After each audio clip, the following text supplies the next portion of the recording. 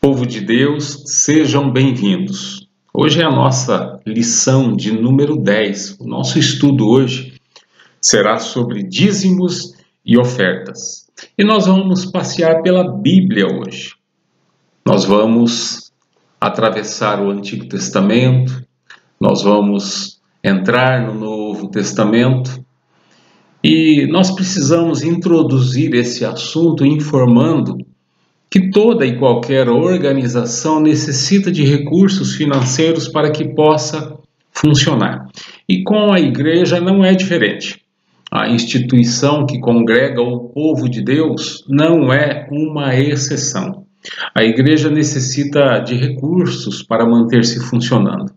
E também necessita de recursos para sustentar aqueles que se dedicam ao seu serviço, ao ministério. Por isso Deus conclama ao seu povo ajuda. Números, capítulo 18, versículo 21, assim diz a palavra do Senhor. Dou aos levitas todos os dízimos em Israel como retribuição pelo trabalho que fazem ao servirem na tenda do encontro. Não somente aos levitas, mas também os dízimos no Antigo Testamento também seriam utilizados para o amparo dos órfãos, das viúvas e também do estrangeiro. Atualizando para os nossos dias, são aqueles que estão passando por necessidades, os necessitados. Deuteronômio, capítulo 14, versículos 28 e 29, assim diz a palavra do Senhor. Ao final de cada 3 anos, tragam todos os dízimos da colheita do 3º ano e armazene-os em sua própria cidade, para que os levitas que não possuem propriedade nem herança e os estrangeiros, os órfãos e as viúvas que vivem na sua cidade, venham comer e saciar-se. E para que o Senhor, o seu Deus, o abençoe em todo o trabalho das suas mãos. Deuteronômio, capítulo 18, versículo 1, também assim diz a palavra do Senhor. Os sacerdotes, levitas e todo o restante da tribo de Levi não terão posse nem herança em Israel. Viverão das ofertas sacrificadas para o Senhor, preparadas no fogo, pois esta é a sua herança.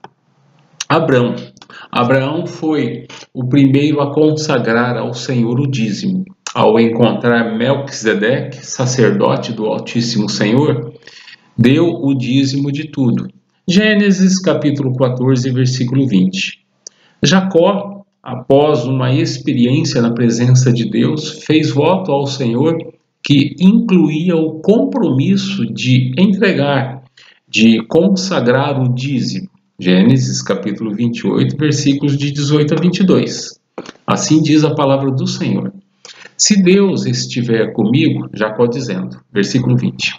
Se Deus estiver comigo, cuidar de mim nesta viagem que estou fazendo, prover-me de comida e roupa e levar-me de volta em segurança à casa de meu pai, então o Senhor será o meu Deus.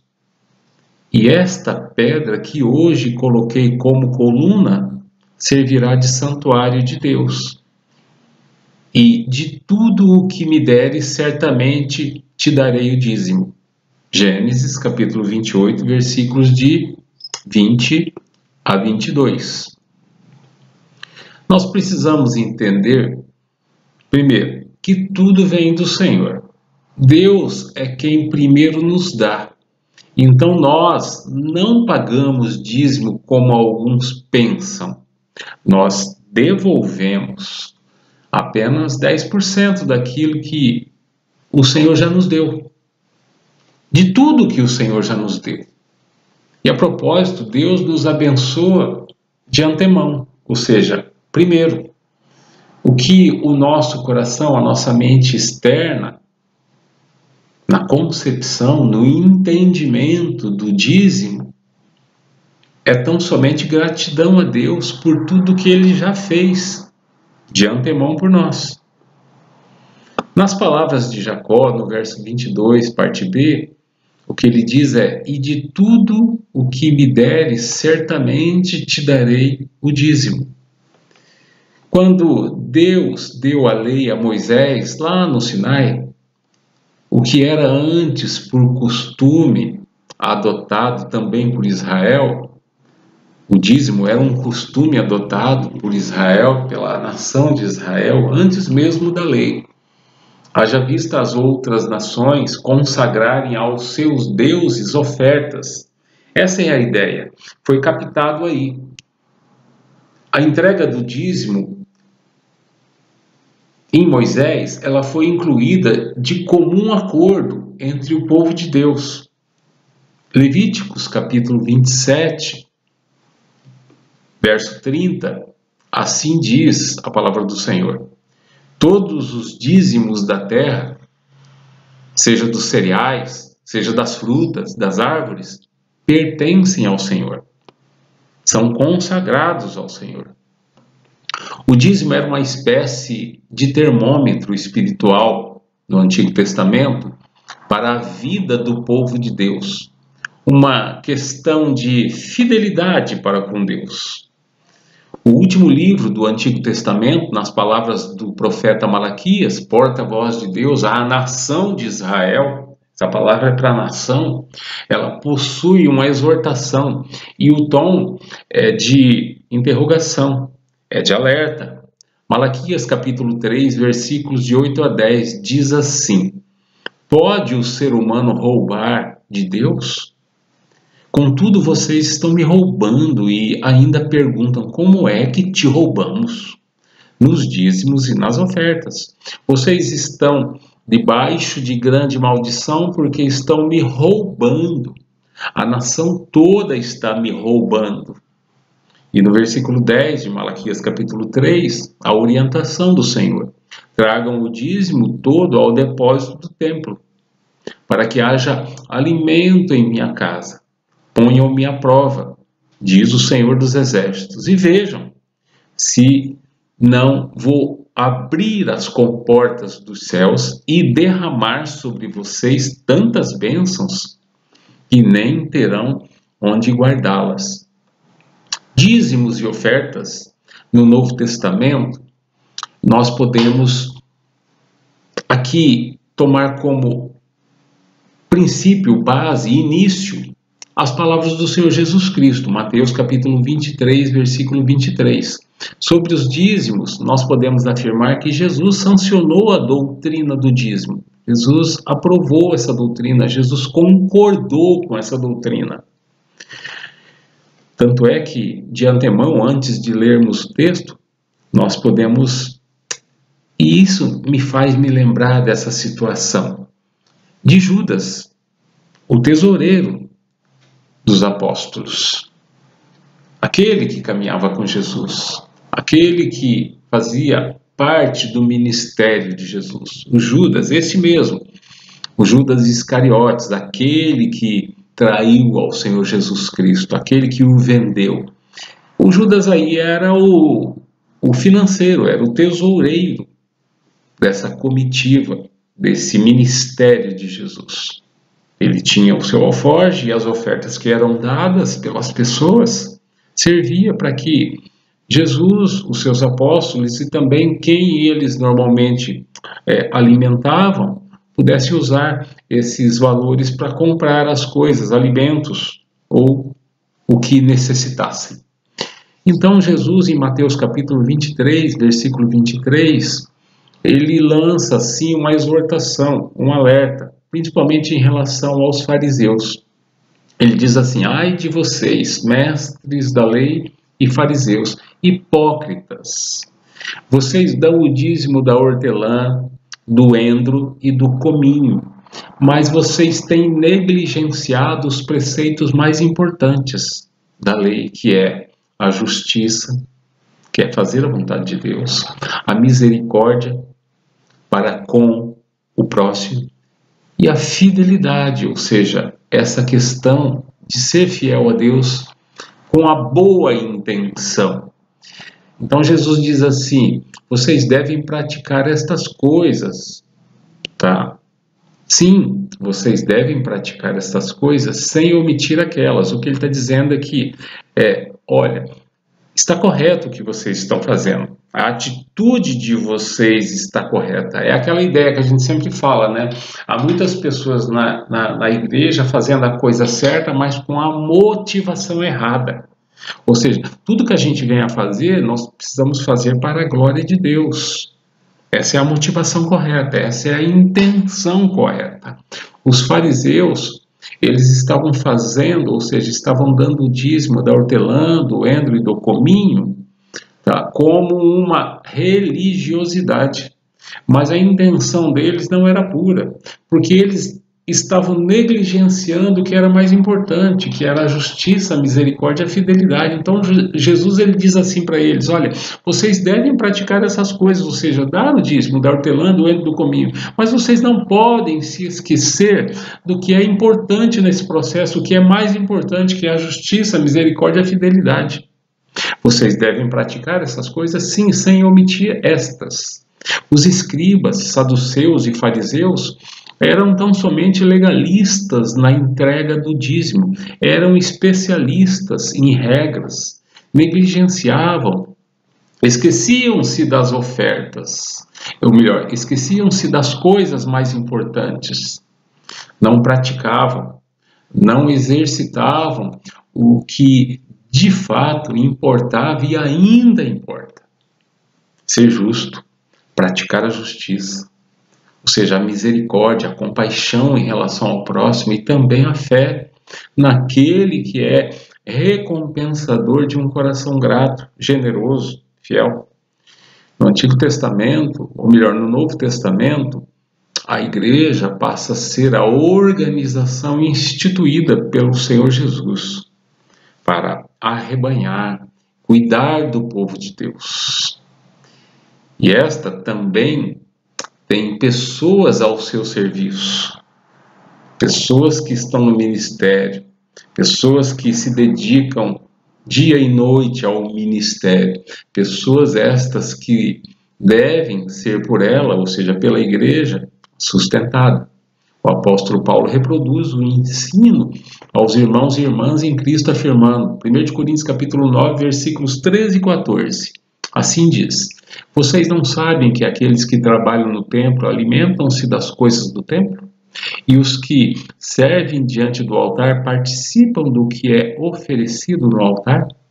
Versículo 14. Da mesma forma, o Senhor ordenou àqueles que pregam o evangelho que vivam do evangelho.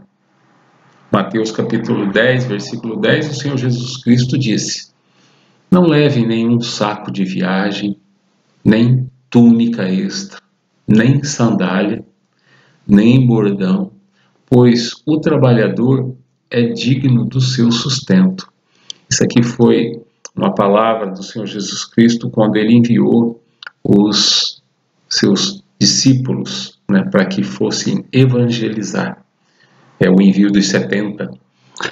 1 de Timóteo capítulo 5, versículo 18, o apóstolo Paulo assim afirma: pois a Escritura diz: não amordace o boi enquanto está debulhando o cereal, e o trabalhador merece o seu salário. 1 de Coríntios capítulo 9, versículo 4, assim diz a palavra do Senhor: da mesma forma o Senhor ordenou àqueles que pregam o evangelho que vivam do evangelho. Filipenses capítulo 2, versículo 29, o apóstolo Paulo escreve à igreja em Filipos: e peço que vocês o recebam no Senhor com grande alegria e honrem a homens como este. Ele está falando, ele está se referindo à igreja sobre o Timóteo, que ele enviaria a esta igreja. Sobre as ofertas, nós podemos dizer no Antigo Testamento, Êxodo capítulo 23, versículo 15, parte C: ninguém se apresentará a mim de mãos vazias. Êxodo capítulo 23, versículo 16: Assim diz a palavra do Senhor. Celebrem a festa da colheita dos primeiros frutos do seu trabalho de semeadura. Celebrem a festa do encerramento da colheita, quando no final do ano vocês armazenarem as colheitas. Êxodo 23, versículo 19. Tragam ao santuário do Senhor, seu Deus, o melhor dos primeiros frutos das suas colheitas. Isso é muito importante, esse versículo. Isso daqui, ele nos exorta a gente dar o que nós temos de melhor. A primeira parte são as primícias. É isso. Provérbios capítulo 3, versículos 9 e 10, diz assim a palavra do Senhor: honre o Senhor com todos os seus recursos e com os primeiros frutos. Aqui nós vemos primeiros frutos de todas as suas plantações, e os seus celeiros ficarão plenamente cheios, e os seus barris transbordarão de vinho. Os primeiros frutos são as primícias, a primeira parte. Não do que sobra, mas a primeira fatia a ser retirada. O restante fica para nós, para que nós possamos administrar da melhor forma, da melhor maneira possível. Esta é a correta motivação em dar. E também o entendimento sobre o que é de fato primícias. Ou seja, eu retiro primeiro o que eu vou consagrar, o que eu vou entregar, o que eu vou devolver ao Senhor, pelo que Ele já tem me dado, pelo que o Senhor já tem proporcionado. E aí eu vou guardar isso até a oportunidade de eu estar na presença do Senhor, que no nosso caso hoje, que nos reunimos em igreja, na igreja. Então as ofertas e sacrifícios no Antigo Testamento eram acompanhadas de hinos e orações de arrependimento, de gratidão. Isto contribuía para o povo, para que eles pudessem se lembrar do Deus invisível, que tudo vê, o Deus que tudo sabe, o Deus que sonda todas as coisas, o Deus que é invisível, mas é o Deus presente. Porque também o Senhor aqui, ele trabalha na questão de ajudar o povo de Deus, o seu povo, com esse princípio de doar, a não se tornar um povo apegado, a não se tornar um povo escravo das coisas, as coisas com que o povo lidava e ainda lida diariamente. Essa é uma boa intenção. Vejam só, se Deus é fiel e sempre atendia às necessidades abençoando-os, o povo também deveria prestar lealdade a Deus, procurando evitar as tentações do egoísmo. É Deus trabalhando em nós, é Deus trabalhando em nosso ser, em várias áreas que nós precisamos ser trabalhadas. E também a questão da desobediência, porque o que Deus espera, deseja do seu povo é que seja um povo obediente e que não se torne também um povo avarento. E, portanto, esta também era uma proposta, era uma finalidade das ofertas e dízimos no Antigo Testamento. No Novo Testamento também. Esse pensamento passa a ser compilado, passa a ser copiado. Então as ofertas no Novo Testamento também eram muito comuns, desde que a igreja existe. Teve um dia que Jesus observou como o povo depositava suas ofertas do gasofilácio. Ele se assenta e do lugar onde ele está, ele vê as pessoas colocando contribuições. Ele observa a multidão, colocando dinheiro nas caixas de ofertas, no gasofilácio. Muitos ricos lançavam ali grandes quantias, o texto diz. Então Jesus, ele observa uma viúva uma senhora pobre que se achega e coloca 2 pequeninas moedas de cobre de muito pouco valor. Mas Jesus, ele chama a atenção dos seus discípulos em relação a essa atitude dessa mulher, a essa intenção, porque ele conhece a intenção. E ele declara aos discípulos: afirmo-lhes que esta viúva pobre colocou na caixa de ofertas mais do que todos os outros. Todos deram, ele diz, todos deram do que sobrava. Mas ela, na sua pobreza, deu tudo o que possuía para viver. Outro dia me perguntaram: pastor, é verdade que se eu não pagar o dízimo, eu não vou para o céu? É uma pergunta. Eu sempre procuro informar a igreja que contribuir com dízimos e ofertas é uma expressão de gratidão ao Senhor pelo que Ele já fez por nós.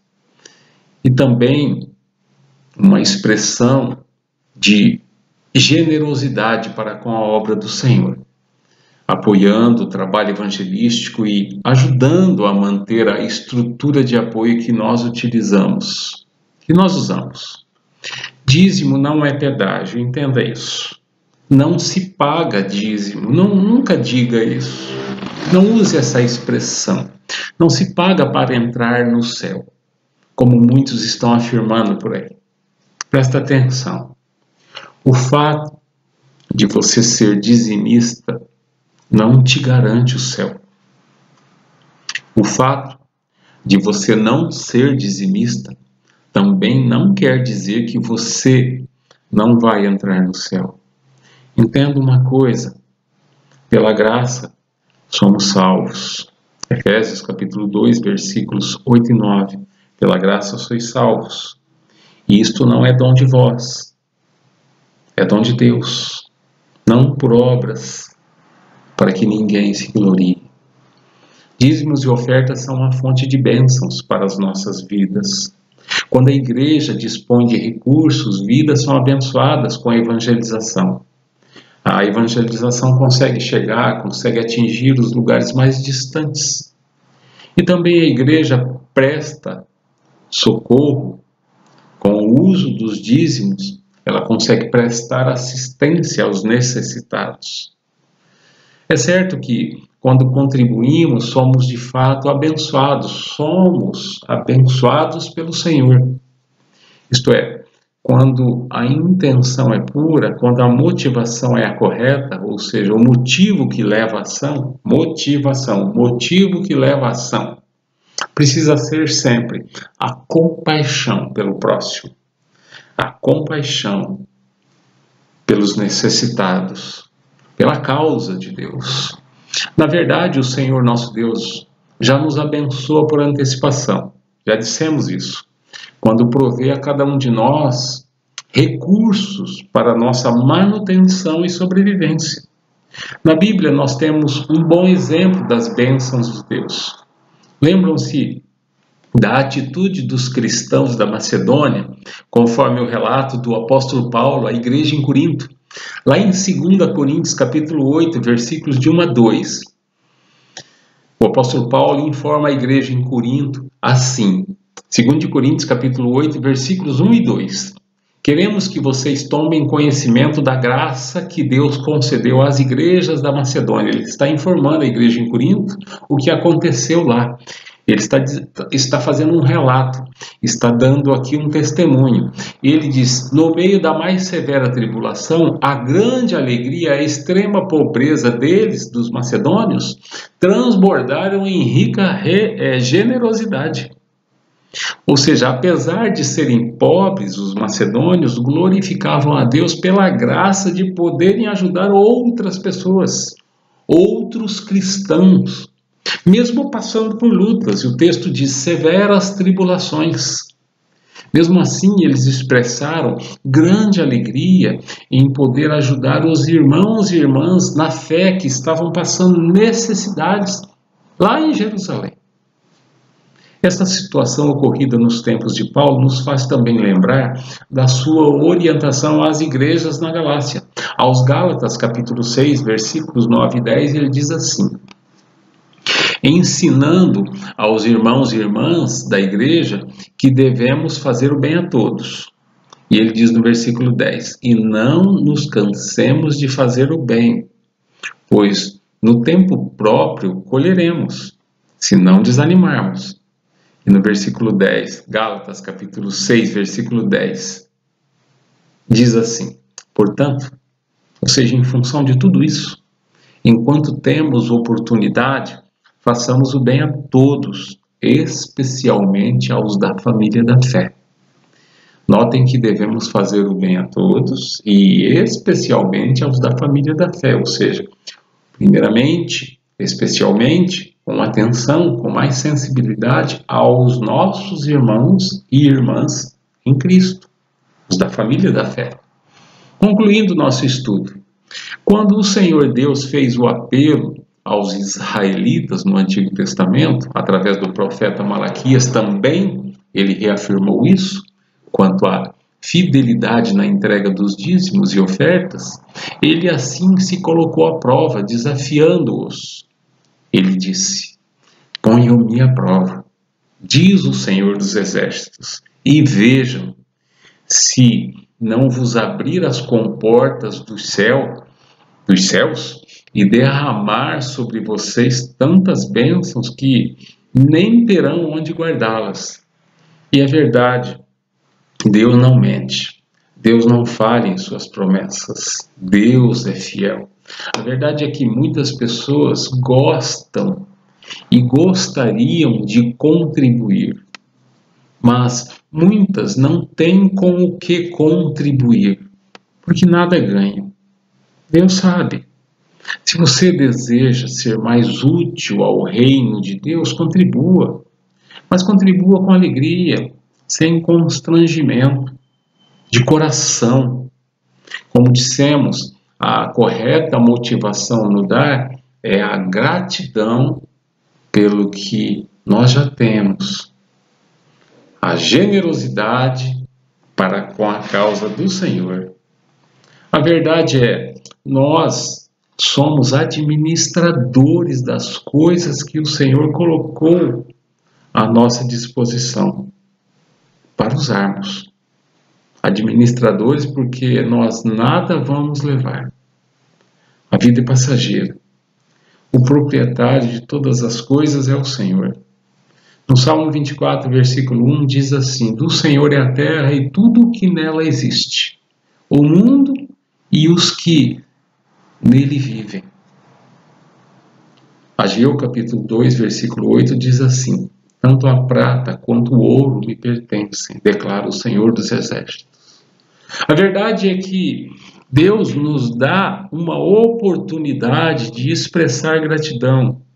Eu preciso considerar que é um privilégio, é uma oportunidade expressar gratidão, em consagrar ao Senhor tudo o que nós temos, tudo o que nós fazemos, as nossas vidas primeiramente. Foi assim que os cristãos da Macedônia entenderam: consagração, se doar primeiro, o restante é consequência.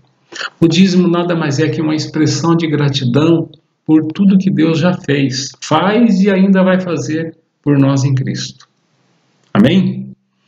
O que o Senhor Jesus quer nos ensinar aqui, nesse tempo que Ele nos dá para vivermos, é que nós precisamos aprender a nos desapegar das coisas. Às vezes nós somos mais apegados do que desapegados. E por isso que Jesus disse em Mateus capítulo 6, versículos 19 a 21. Não acumulem para vocês tesouros na terra, onde a traça e a ferrugem destrói e onde os ladrões arrombam e furtam.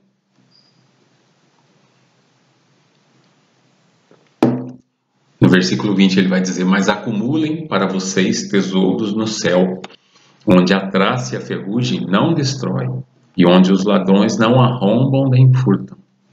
Pois onde estiver o seu tesouro, aí também estará o seu coração. A sua contribuição é sempre recompensada com bênçãos. Deus é quem recompensa. Deus é quem derrama essas bênçãos. A recompensa, até por um copo de água servido a uma pessoa que esteja com sede. A Bíblia afirma. E se alguém der, mesmo que seja apenas um copo de água fria, a um destes pequeninos, porque ele é meu discípulo, eu lhes asseguro que não perderá a sua recompensa. A experiência ministerial ao longo desses anos, 22 anos, nos informa e também afirma em nossas vidas que um coração grato e generoso é mais feliz. É isso que temos visto, é isso que temos ouvido. Temos visto e ouvido isso das pessoas ao longo desses anos. É verdade. Por isso Jesus afirmou que há maior felicidade em dar do que em receber. Deus os abençoe. Abraços.